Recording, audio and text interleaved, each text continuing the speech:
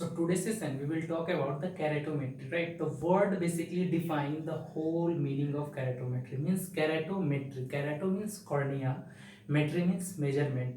Means by using this instrument or keratometry, we can find out or distinguish or determine the curvature of cornea, the power of cornea. Now you can ask me here why we distinguish. We distinguish the curvature of cornea for find out the how much corneal astigmatism is responsible for the ocular refractive error. Right? Sometime uh, there is no ocular refractive astigmatism. Right? When you perform the retinoscopy, but patient complain the vision problem, and that time you fix the patient here, right? Second, if the patient verbally challenged, you can do perform the keratometry, because patient at that time not too much cooperative for performing the subjective refraction, right? So you can perform the keratometry, just find out how much amount of the cylinder is responsible for the corneal due to the cornea, right? Then the rest of the power you can just simply put the sphere power. So just for EG or ease of refraction, right? So basically keratometry is the not the word appropriate for this instrument. Basically this instrument is the actual name is ophthalmometer, right? The keratometry is the brand name, right? So I think so basically this is the setup of keratometry. Basically here, exactly here, right, a point which is look like in this form, right, which helps you to alignment of keratometry, right? How this part is basically relate with the patient canthus, right?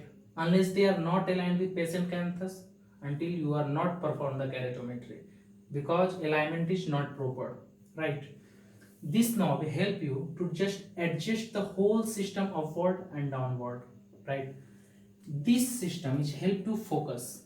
Just when you look the central mirror into two image, right, you have to just knob clockwise, you just look or align the two central image into the one image, right? This part here to just focus the bar, right?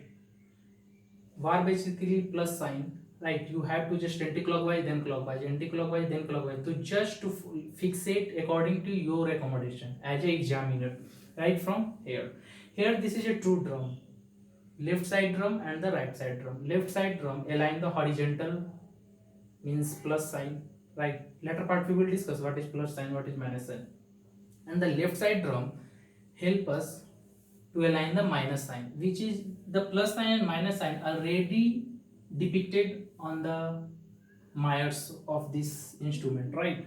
So basically the Myers is projected by using the bulb. This is a bulb and this is the mirror projected onto the corneal surface, and that image is reflected from this part. Now here you can ask here question, what is the optical principle, right? Because this is the performance of the keratometry, how to align, how to sit the patient on the keratometry. This is a chin elevation part. By using, you can also chin up, chin down. This is the patient eye, and here examiner set up to examine all the process, right? So now we will discuss the what is the actually theoretically part, right? Means what the optical principle of keratometry, doubling principle, variable doubling, fixed doubling, right? How this instrument is working, and the last part we discuss about the clinical procedure of keratometry, means how we perform the keratometry. And that last part we also discuss the same thing, what how we align the keratometry, how we just I give the simple gross idea. Now how we write the keratometry reading, simply how we write, just simply assume uh, suppose something you got 8.50 K1 value horizontal, after horizontal alignment in mm, and here is responsible for 42.25 diopter at 180 degree, right? And here K2 7.8 mm, right? In this form you also can write on the paper or whatever where you are going to find this, write in this form, right? 43.25 diopter at 90 degree axis. Now here delta K is equal to, if you write K1 minus K2 is equal to 180 degree, And if you want to find out into k2 minus k1 is equal to 90 degree, if you first take k1, then according to k1 you take the axis 180, according to the k2 you take the k2 90 degree. Now here if I take the first one, then simply what we have to write, 42.25 minus 43.25 according to axis, right? What we have to, minus 1 d seal 182, means if their reading is this one, means the cornea participate minus 1 d cylinder 180 axis, right? This is the that power which is responsible for the corneal astigmatism.